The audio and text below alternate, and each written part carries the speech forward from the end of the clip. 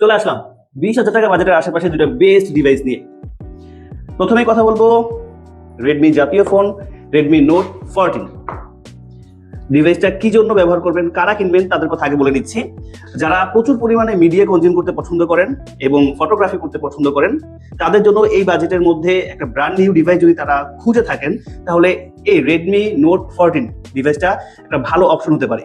ডিভাইসটাতে ব্যবহার করা হয়েছে হেলিও G99 আলট্রা প্রসেসর এবং এটাতে কিন্তু ব্যবহার করা হয়েছে 108 মেগাপিক্সেলের ট্রিপল রিয়ার ক্যামেরা, আর ফ্রন্টে কিন্তু আছে 20 মেগাপিক্সেলের ক্যামেরা। আর মিডিয়া কনজিউমের কথা কি জন্য বললাম, কারণ এটাতে ব্যবহার করা হয়েছে একটি অ্যামোলেড ডিসপ্লে।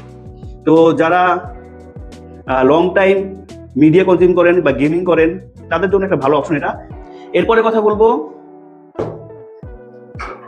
iQOO Z9X। তাদের জন্য এখন পর্যন্ত এটা খুবই ভালো একটা অপশন 20,000 টাকার নিচে বাজেট যদি হয়ে থাকে, কারণ এটা মাত্র প্রাইস পড়বে 18,490 টাকা, একটা অফার প্রাইসে আমরা এখন দিচ্ছি। তো এই ডিভাইসটা কাদের জন্য one of the best option হচ্ছে তাদের জন্য যারা প্রচুর পরিমাণে গেমিং করতে পছন্দ করেন এবং মাল্টিটাস্কিং করে থাকেন, তাদের জন্য একটা ভালো অপশন এটা। এটা হচ্ছে iQOO Z9X আর এটা হচ্ছে 128GB। এটাতে ব্যবহার করা হয়েছে স্ন্যাপড্রাগনের 6 Gen 1 প্রসেসর এবং এটাতে কিন্তু আছে 50 মেগাপিক্সেলের ডুয়াল রিয়ার ক্যামেরা সেটআপ।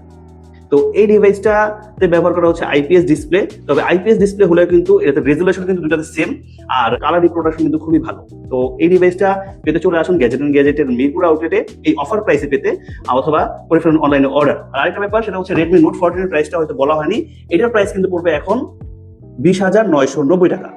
আর iQOO Z9X এটার প্রাইস আমি আগে বলেছি, আরেকবার বলছি, এটার প্রাইস পড়বে মাত্র 18,490 টাকা। তো দেরি না করে চলে আসুন এই বাজেট ডিভাইসগুলো পারচেস করতে, অথবা করে ফেলুন অনলাইন অর্ডার। আসসালামু আলাইকুম।